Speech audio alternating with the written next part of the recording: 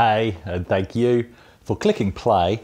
Last week, if you watched, you would have seen me cover this compilation. But what I did at the time of recording was take a lot more footage of Outrun and give broader thoughts on that. So that's what today's about, Outrun on the Spectrum Plus 3. So we'll go straight over to the footage and enjoy. So some of it will be a slight double up on last week, but not very much. Right, here we go. Yes, that's better. And where's your gears? I remember I have tested this disc and I can't see where your gears are indicated, other than the fact that you don't go as fast if you don't change up. So anyway. Ah, look at that. Sound effects as good as the Amiga version. So what a great thing to have in a pack like this. Outrun first and foremost, and a driving game. Any pack that includes a driving game is doing well. And so for the details on the compilation, that might be all you need. In terms of a port, I actually really like the Spectrum version, and partially because of the memories that I tie to it, which I'll come to. But no, the frame rate is not particularly outstanding, in all honesty. The frame rate really isn't that great at all. And on one of my favourite levels where you go through the ruins, nice spin there.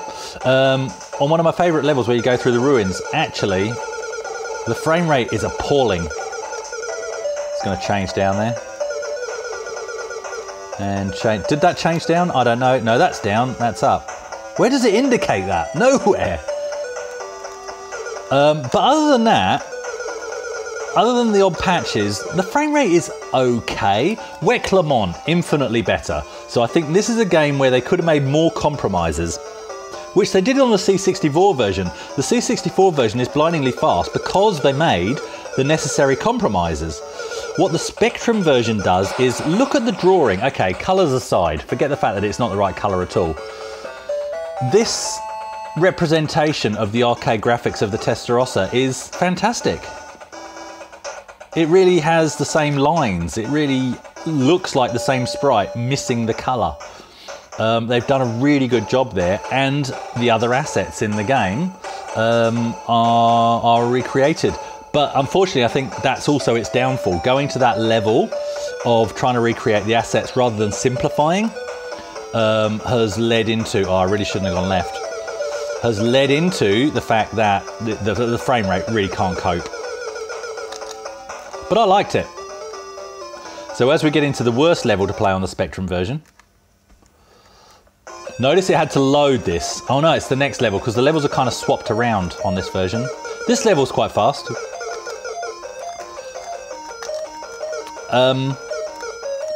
So remember, I played this on tape, so you had to seek through the tape to find the level that you want to play. So to be honest, as a modern Spectrum owner, really, the Plus 3 version is the version to have, because it really was a pain. Much that it was the tape version that I had back in the day. It was a real pain trying to find the right level that was meant to be loading next, because it's still got that split in the road that the C64 version didn't have. So you can still choose your path, but if you choose the right-hand side path, you basically have to skip a load level to find the level that you're meant to be loading, and that gets more and more complex the deeper into the game you get. What the tape version did have was, on the B side, it actually had the soundtrack. So a better version of the soundtrack, which is fantastic. And what I did was press play on that, and then that piped through the Spectrum, hence through the TV anyway. So you could just use that, turn off this, and do that, which works. But I quite like this Spectrum rendition of the soundtrack. I think it works quite well. So this brings back the biggest memories for me is the first time I actually played through this, in inverted commas, using the tape version. I'd taken my Spectrum, oh no, let's go the terrible level.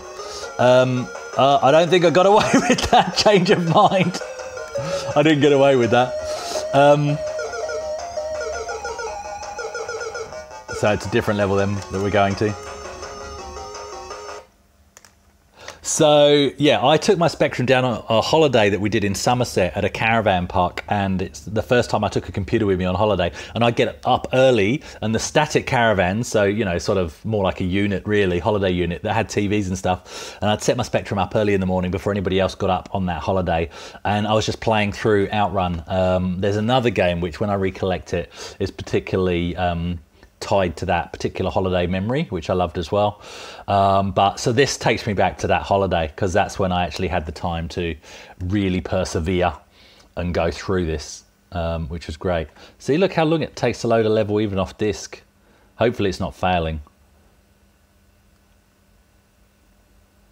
Please don't fail to load.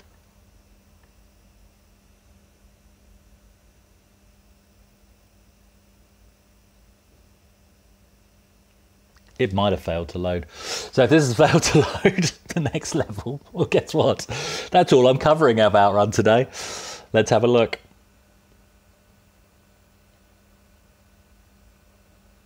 Anything happening? Let's try pressing a button. No.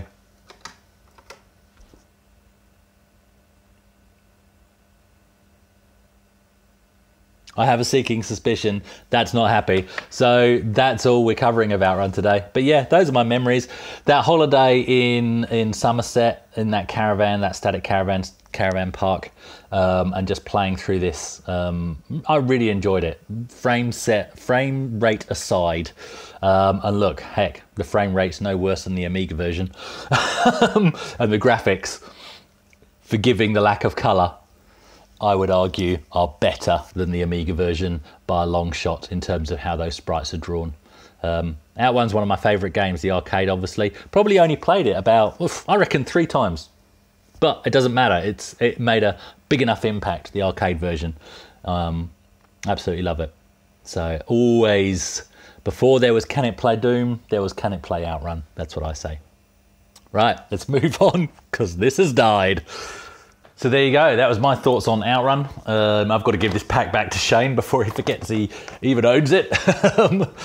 But yeah, Outrun, as I said in that, I loaded it from tape, and that was a real pain in the backside to it. So playing about with a version on the Spectrum Plus 3, even though we had that crash, was fantastic, just those quicker load times. So I'm a bit conflicted over which version I'll try and recollect. The true pure nostalgia in me wants to grab the tape version, and I probably will grab a copy of that and just relive that pain of having to load from cassette. But for playability, I think I've got to find myself a working version on disc, because that's fantastic. All right, cheers guys, stay safe.